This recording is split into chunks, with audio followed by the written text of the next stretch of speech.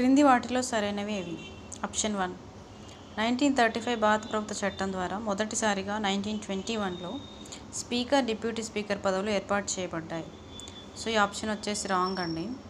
ఇది 1921లో speaker, deputy speaker పదవులు ఏర్పాటు చేయబడ్డాయి కరెక్టే, కానీ ఇది 1919 భారత ప్రభుత్వ చట్టం ద్వారా ఏర్పాటు చేయబడ్డాయి అన్నమాట. సో ఈ ఆప్షన్ అనేది రాంగ్.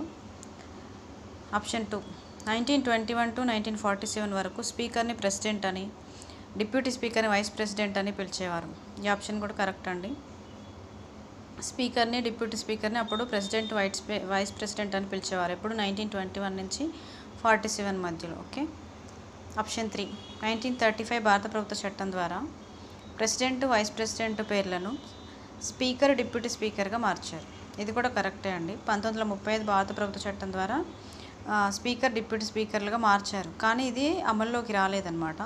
1935 భారత ప్రభుత్వ చట్టం ప్రకారం మార్చారు, కానీ దీంట్లో ఉన్న సమాఖ్య విధానాల ద్వారా ఇది ఏంటంటే మనకి అమల్లోకి రాలేదు స్పీకర్, డిప్యూటీ స్పీకర్ అనేది. ఈ option correct option. 4th one 1921 governor general of India ద్వారా నియమించబడిన మొదటి speaker sir Alexander Frederick Whyte. ఇది కూడా కరెక్ట్ ఆప్షన్ అండి. 1921కి ముందు సెంట్రల్ లెజిస్లేటివ్ కౌన్సిల్కి గవర్నర్ జనరల్ ఆఫ్ ఇండియా అధ్యక్షత వహించేవారనమాట. అయితే ఈ గవర్నర్ జనరల్ ఆఫ్ ఇండియా ద్వారా నియమించబడిన మొట్టమొదటి స్పీకర్ ఎవరంటే sir Alexander Frederick White. Okay, ఈయన 1925 వరకు పనిచేశారు. అట్లాగే మొట్టమొదటి డిప్యూటీ స్పీకర్ ఎవరంటే సచ్చిదానంద సిన్హా అనమాట. ఓకే, సో అట్లాగే భారతీయుడు, ఎన్నుకోబడిన మొదటి భారతీయుడు అంటే సెంట్రల్ లెజిస్లేటివ్ అసెంబ్లీ ప్రెసిడెంట్గా ఎన్నుకోబడిన మొదటి భారతీయుడు ఎవరంటే విఠల్ భాయ్ జే పటేల్ అనమాట. ఎప్పుడు 1925లో.